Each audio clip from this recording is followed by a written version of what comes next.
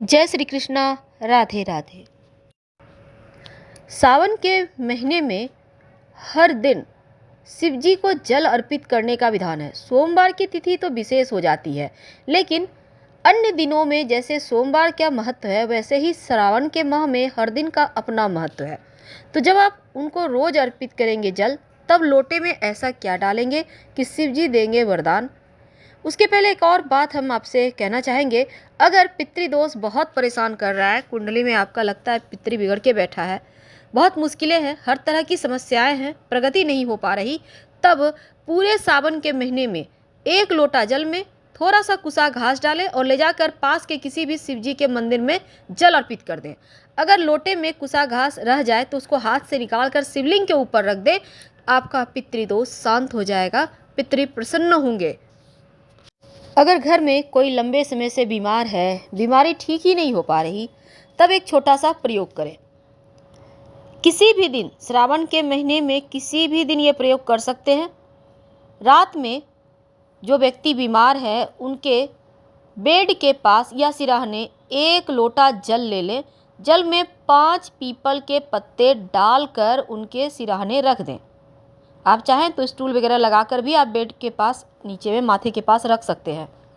अगले दिन इस लोटे को उठाइए, बीमार व्यक्ति के ऊपर से 5 बार उतार लें 5 बार एंटी क्लॉकवाइज। इसके बाद ले जाकर शिवलिंग के ऊपर अर्पित कर दें। पीपल का पत्ता अगर ना निकले लोटे से तो हाथ से निकाल कर शिवलिंग के ऊपर रख दें, तो बीमारी से मुक्ति शीघ्र मिल जाती है। इस प्रयोग को करके देखें, हर तरह की बीमारियां शांत हो जाएगी, उससे मुक्ति मिलेगी। और सावन के महीने में भगवान शिव के साथ माँ पार्वती की पूजा अगर आप करें तो पूरे जीवन की खुशियां आपको मिलती है, क्योंकि इन 4 महीनों में जब श्री हरि योग निद्रा में है तो भगवान शिव ही सृष्टि का संपूर्ण भार उठाते हैं। और श्रावण के महीने में भगवान शिव को प्रसन्न करना आसान है, क्योंकि वह पृथ्वी लोक पर शिवालय में रहते हैं। तो शिव जी को प्रसन्न करने के लिए श्रावण के माह में आप कैसे उनको जल में क्या ऐसा चीज़ डालें कि वो आपके भक्ति से शीघ्र प्रसन्न हो जाए और मनचाहा वरदान दें। भगवान शिव की शिवलिंग के रूप में पूजा करने की विधान है। और शिव जी तो भोले भाले हैं, बहुत जल्दी प्रसन्न भी होते हैं। एक लोटा जल से आप मनचाहा वर उनसे प्राप्त कर सकते हैं और ये असर भी दिखाता है। सावन के सोमवार में कुछ नहीं भी है आपके पास तो एक लोटा जल अर्पित कर दें, आपको कई गुना अधिक फल मिलते हैं। और शिव जी को जब भी जल चढ़ाइए, दोनों हथेलियों से रगड़िए शिवलिंग को और फिर देखिए कैसे आपकी किस्मत बदलती है। दोस्तों, हल्दी स्त्री कारक है, इसलिए शिवलिंग पर नहीं अर्पित करना चाहिए। साइड में बेदी होता है ना, वहाँ पर अर्पित कर सकते हैं। तेल शिवलिंग पर तांत्रिक क्रिया में अर्पित किया जाता है, इसलिए हम सलाह नहीं देंगे। हाँ, आप दिया जरूर जलाइए। चावल, अक्षत शिवलिंग पे जरूर अर्पित करें और ध्यान रखिएगा टूटा हुआ चावल ना हो। मनोकामनाएं पूर्ण होती है। और चावल पके हुए यानी भात से अभिषेक करने से मांगलिक दोष से मुक्ति मिलती है और ये जीवन में तमाम परेशानियों को अंत करता है। पान अर्पित करने का मतलब है आपने सब कुछ अर्पित कर दिया।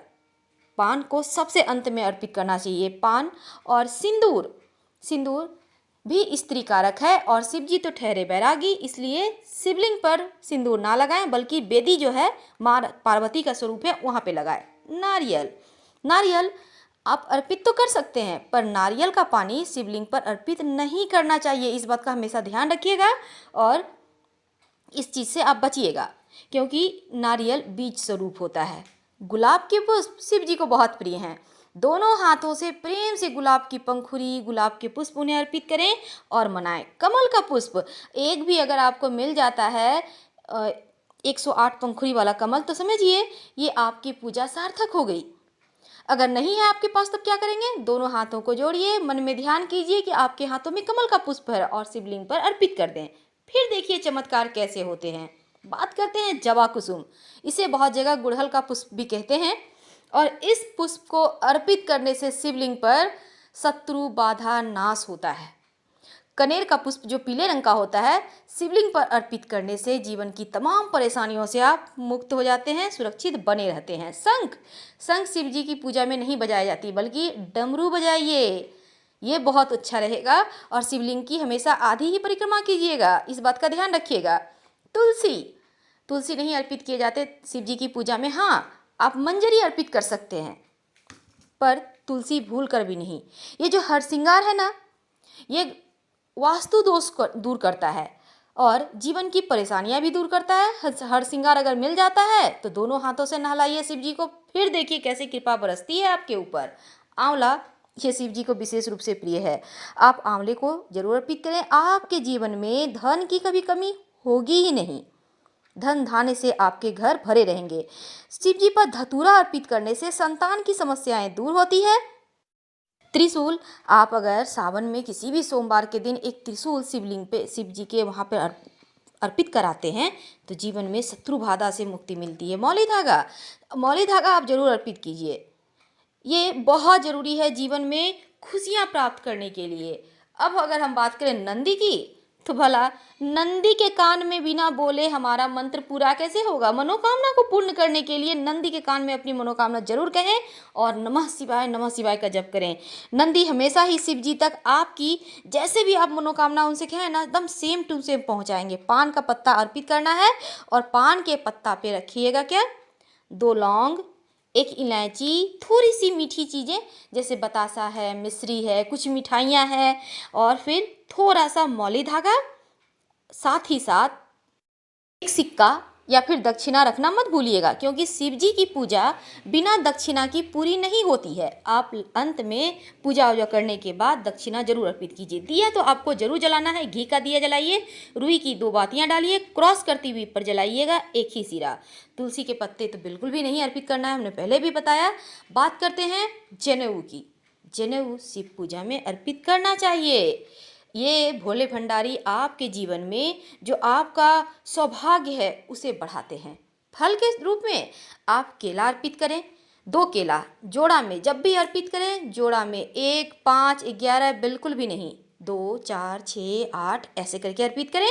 और सेब में जितने मौसमी फल होते हैं, ऑरेंज है, एप्पल है, तमाम तरह के भी फल हैं बाजार में, सिर्फ नारियल का पानी अर्पित नहीं करना है, बाकी चीज़ें अर्पित कर सकते हैं।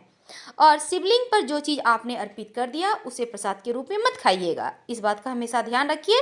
हाँ, अलग से आपके थाली में कुछ है रखा हुआ, आप उसे ही प्रसाद के रूप में खाएं, क्योंकि आप देखते होंगे जितना भी बड़ा बड़ा शक्तिपीठ है, लोग क्या करते हैं, बाहर से प्रसाद खरीद कर लाते हैं। बेलपत्र जरूर अर्पित कीजिएगा, तमाम मनोकामनाओं को पूर्ण करने वाले शिव सिर्फ एक ही बेलपत्र से खुश हो जाते हैं। अगर आपके पास बेलपत्र नहीं है तो किसी और का अर्पित किया हुआ बेलपत्र उठाइए, उसे धोइए अच्छे से, फिर से चंदन लगाइए और उल्टा करके अर्पित करें।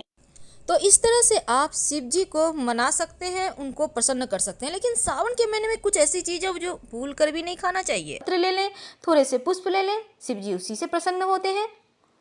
और जब भी आप सावन में शिव जी का अभिषेक करते हैं, कभी भी हल्दी उन्हें अर्पित मत कीजिएगा।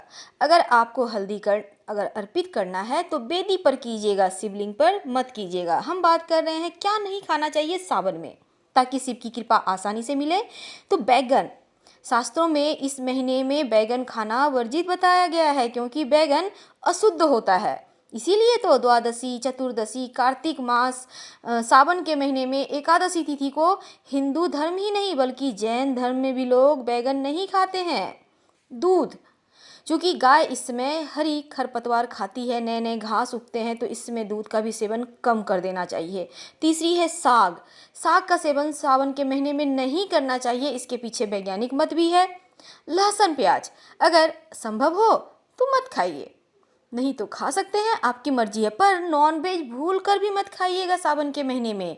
शिव जी के करीब रहना है तो नॉनवेज 1 मास महीने के लिए छोड़ दें और जीवन का आनंद उठाएं। दोस्तों, सावन के महीने में शिव कृपा पाने के लिए खासकर इन बातों का ध्यान रखें कि आप अपने से बड़ों का सम्मान करें, छोटों से प्यार करें, गरीब लोगों का हेल्प करें और कभी भी गुरुजनों का अपमान ना करें। ईश्वर और भक्त के बीच की दूरियां सावन के महीने में कम हो जाती है, इसीलिए तो सुबह उठकर 1 लोटा जल शिव जी पे अर्पित करते हैं, ताकि जल्द से जल्द आपकी जो चाहत है, इच्छाएं हैं, वो पूरी हो सके। हमेशा ही अपने घर में साफ सफाई रखिए। घर में पुरानी पड़ी हुई जो भी वस्तु है, कचरा है, कबाड़ है, उसे हटा दें। ऐसा करने से घर में सकारात्मकता बनी रहेगी। और सावन के महीने में संभव हो तो स्त्री पुरुष प्रसंग से बचना चाहिए। ब्रह्मचर्य का पालन कीजिए। कम से कम जिस दिन आप फास्ट रखते हैं, सोमवार का फास्ट है तो रविवार के दिन लहसुन प्याज मत खाइए और ब्रह्मचर्य का पालन करें, ताकि आपको आके जो आपने तप करने की सोची है उसका पूरा फल आपको मिल सके। दोस्तों, जैसा कि हमने कहा, दूध नहीं खाना चाहिए। सिर्फ दूध ही नहीं बल्कि दही, पनीर, ये सभी चीज़ें नहीं खाना चाहिए। ये चीज़ें वात दोष बढ़ाता है और सेहत से जुड़ी समस्याएं हो सकती है, क्योंकि बारिश का मौसम है और थोड़ी हमारी पाचन तंत्र कमज़ोर हो जाती है, क्योंकि इस समय पानी भी थोड़ा सा जरा हटकर आता है, आपको तो पता ही है।